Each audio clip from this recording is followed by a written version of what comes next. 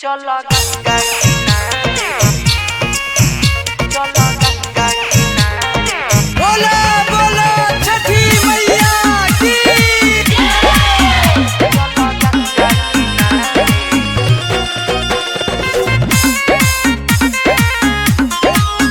चलो गंगा किनारे।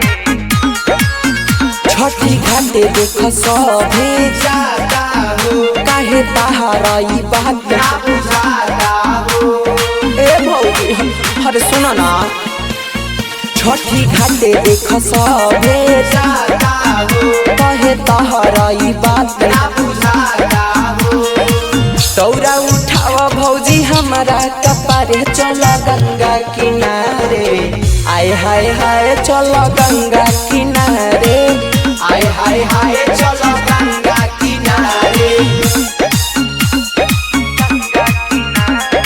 Kamlesh recording studio Mohammadpur.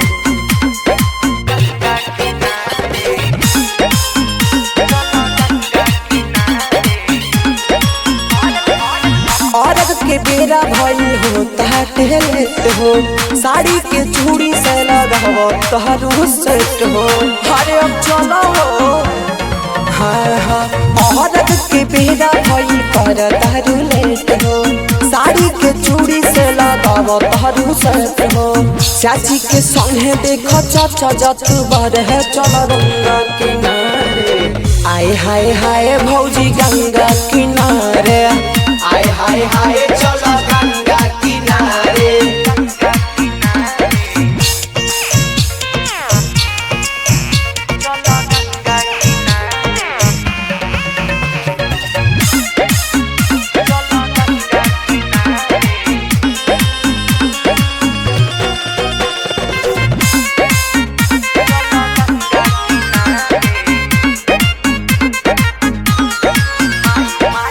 माई से सभी लगवल है बहस हो उनके कृपा से भइल शुभम बेहस हो माई से सभी लगवल है बहस हो कृपा से उनके भइल शुभम बेहस हो छठी माई से तू लह गई है गोहर है चल गंगा किनारे आय हाय हाय चल गंगा किनारे हाय हाय हाय चलो गंगा किनारे।